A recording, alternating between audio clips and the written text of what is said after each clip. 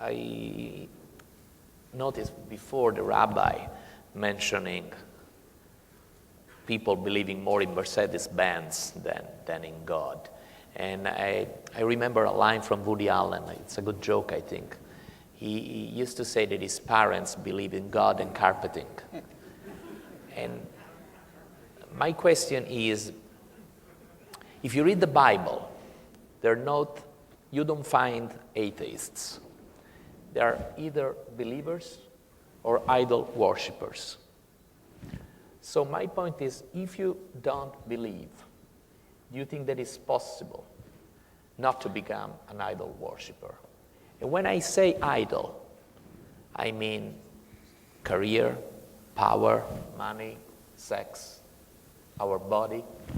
What do you think? I think the worship of, what do we mean by worship?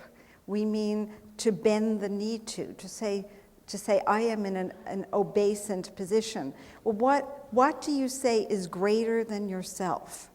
And it seems to me that the most important aspect of belief is to understand a kind of mystery, a sense that you don't know everything, to be humble about that, and to put yourself in some sort of unstable relationship to the unknown. That seems to me to be able to endure the instability of the limitation of human understanding is to be essentially a religious person. But I want to respond to something that Gay said, and one of the problems, one of the other idolatries that religious people are susceptible to is privatism. One learns to be religious, as Daniel said, through religious people. So if you met a lot of mean, crabby priests and nuns who told you were going to go to hell, you would probably think Catholicism was a pretty joyous religion. So if you happened to meet Pope Pius XII, you would probably look for the exit sign if you had any brains. On the other hand, if you met John the 23rd or Oscar Romero, you might think Catholicism was something quite other. And so I think we have to also understand that religious life is not lived in rooms where one person tries to figure out who God is. We live it as a lived life in a community, learning from other people who live a larger life because they live religiously. Jesus said, I have come that you have life and have it more abundantly. And if religion makes any sense, it's about a more abundant life. If it's making you frightened and guilty, it is not religion, but a kind of idolatry. And it's an idolatry that idolizes fear, because fear is safer than hope. It's actually rare that I meet a religious person, I have to admit. It's like when I meet... You have at least one on this stage. Right. It's like meeting an older virgin. That's the analogy I can think of. Like, how did you last so long like that in this world? What's it like? Don't you, to me, it's something that I've become extremely curious about. I find myself asking lots of questions. I don't feel threatened in the slightest.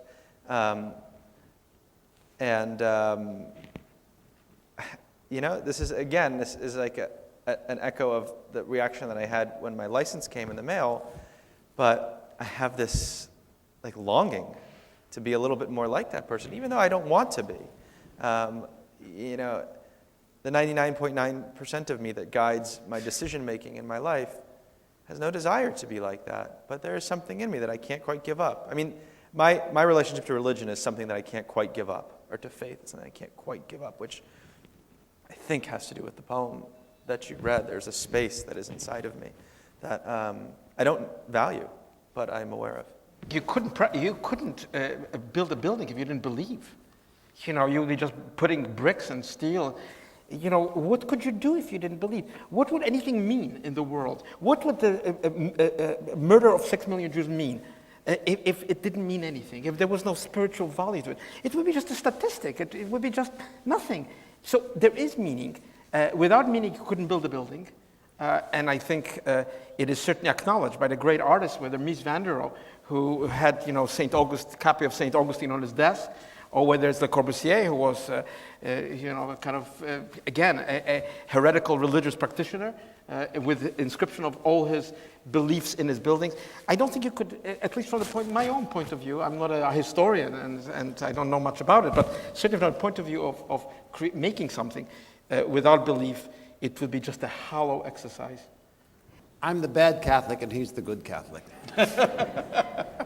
But it's affected me possibly because of my age. I grew up in a Catholicism perhaps that was very different from what the younger Antonio Monda knew and believed. I believed what I saw, and what I saw as a young man in the 1940s in the Catholic Church was a class system. A class system. The church of my time, of my youth, was dominated by the Irish American clergy, the bishops, the monsignors, and the priests, and the nuns were, with few exceptions, Irish. And there were many churches in my youth in which the Italians had to stay in the back. One doesn't recall that unless you're my age and have experience similar to mine. But there was this class system within the Catholic Church in this country, largely an immigrant church, with most stalwart members being Irish, and the others, Italians, being of a lower class, not having the language, not having perhaps the capacity to assimilate in one generation as the Irish, having the language, could. So I grew up with that kind of class Catholicism. And it's not something that I forgave ever. I'm not saying that I'm a vengeful person or my personality is afflicted into vengefulness in any way. It's just that I saw the church as hypocritical then, and I later on, when I married, I did marry in the church. I married a Catholic woman, but I went to Rome and married outside the church.